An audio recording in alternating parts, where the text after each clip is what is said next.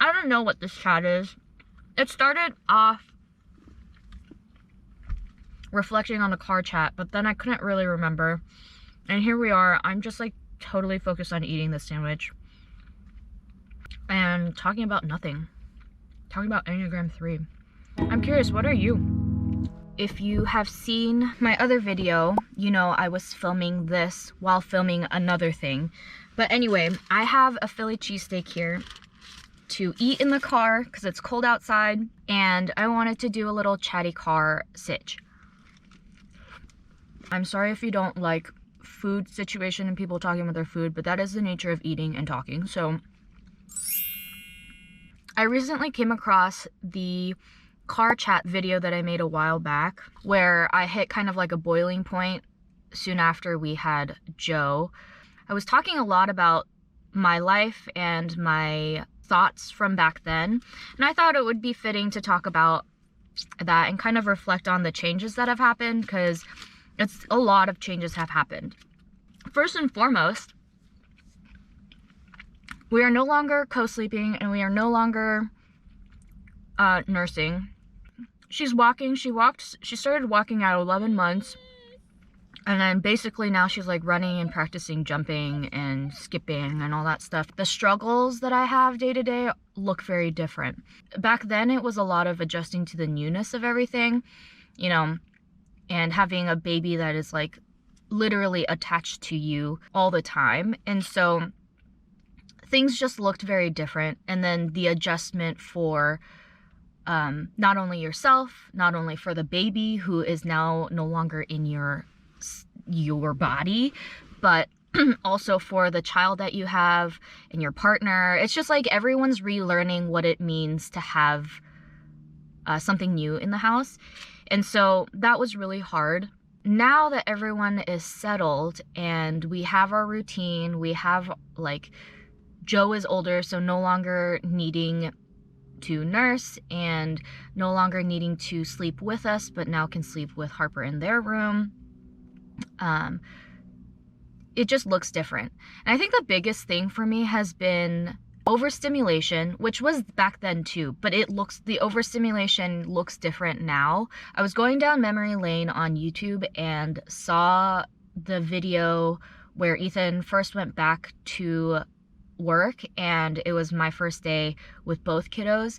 And it was like, I remember feeling like things were busy and like I was always doing something, but it's like another level right now. Watching that video and realized it was actually so calm. Joe was sleeping most of the time and crying when she wanted food, but it was like, okay, you nurse and then it's quiet. And Harper was like just starting to learn to talk, so her vocabulary and her interest in talking was like not wild, you know? But now she's learning to talk a ton. She's talking all the time, which I'm so thankful that she's like vocal and likes to learn new words, learn new concepts, learn new stories and songs and all of that. But that, and then Joe like learning to talk period, make sounds and grunt and whine and learning all of that. It's like sound wise, it's a lot. It's a lot to handle at one time. And, you know, not only are you trying to teach them all those things, but you're trying to like stay calm and like collected. My patience is much less than when I had just one kid.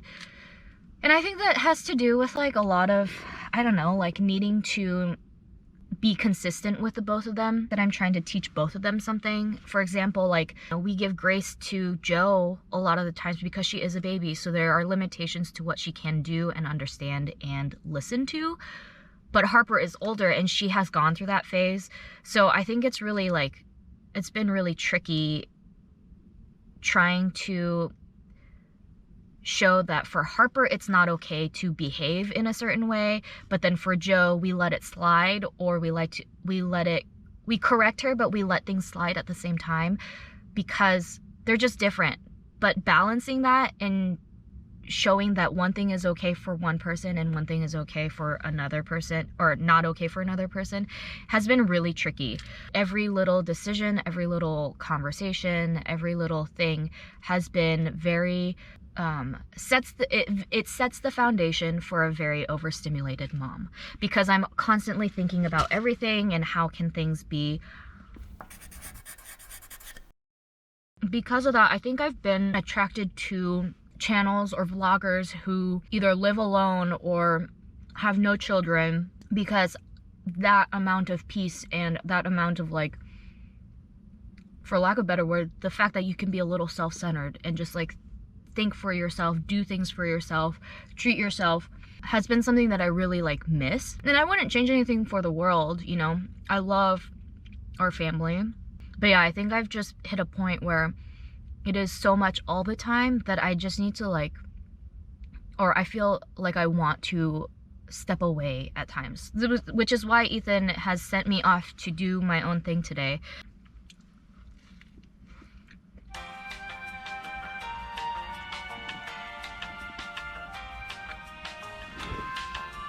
Finances, you know, when you have at least for us, like, we had a baby, but then she was nursing all the time, and we used like a half bottle of formula, but then she refused the bottle, so I ended up just nursing all the time. And so because of that, you don't really spend much other than like diapers, you know. But now her appetite is bigger, we're spending more on food, and I want them to have like a healthy food habits, you know, starting young. And there's more interest in toys and going out and about doing things. There are just different needs now, and so it just costs more. And I think, I don't know, I love motherhood. It's been something that I have grown into and like have wanted to do really well.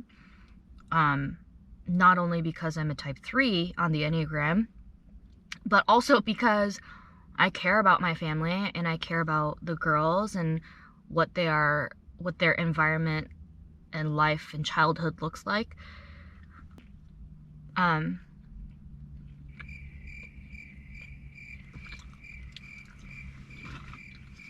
little longer than a few minutes later. I don't know why I even brought up Enneagram 3, but let me talk about that. I used to come out as a 2 prior to kids, and then I took the test again recently, and I am now a 3. And I was talking to a friend, it was like a text conversation a while ago. It dawned on me that I may have been a 3 all along, but disguised as a 2. Which is just interesting, because then are these tests like really just what you perceive yourself as to be in the season that you're in, or is it accurate because it's the season that you're in that shapes who you are in that moment? Anyway, that's like, so, you know, I can't be the only 3 mom out there. So if you're a 3, like, I'm curious, and you're a mom, I'm curious if this rings true for you, but I'm like never off. I am constantly always trying to do more and do things well, because, and I always called it like, it's myself, like, competition. I don't really, I mean, sometimes I do because it's natural to compare yourselves to other people, but for the most part, I'm like competing with myself. To me, that just means being very involved and intentional and like not resting, because that's a waste of time, which it's not. That's like so valuable, but I just find myself like, that's easy to put on the back burner, and then I just like blow up. It can get really draining. So I'm trying to like learn from that and learn that being a mom is not everything, and also that being good to myself is helpful to like the family. It's pretty darn interesting to be able to sit back and be like, okay, I'm in this new season as a mom. What have I learned from it? Not just like how to parent, but like, what have I learned from it about myself? It's pretty cool. I don't know. This no napkin thing is really cramping my style.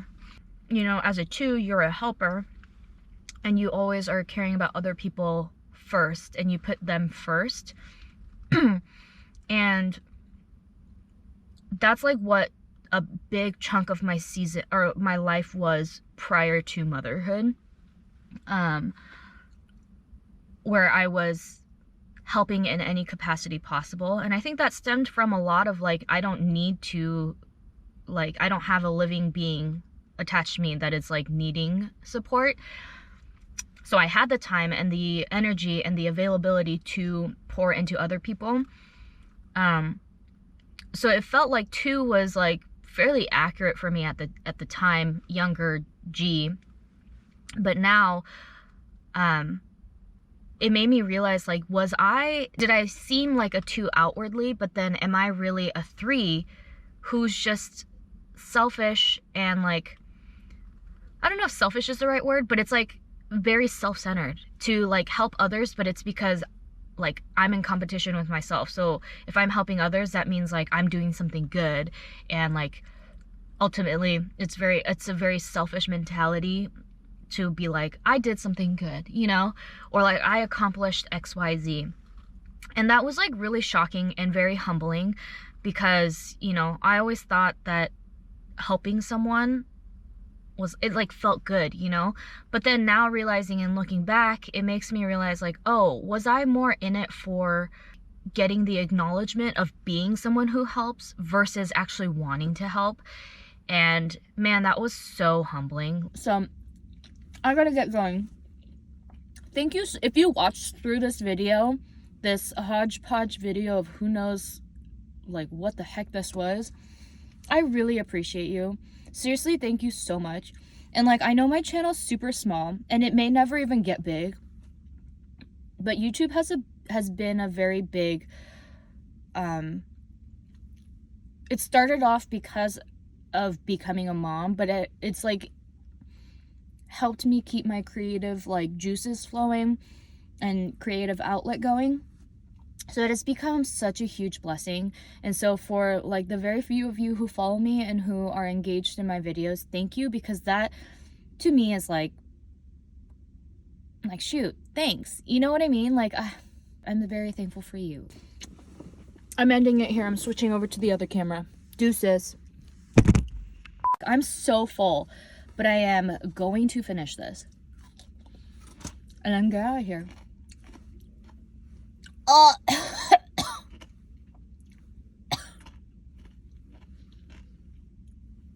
I don't like that pickle. Also, probably doesn't help that it went down the wrong tube.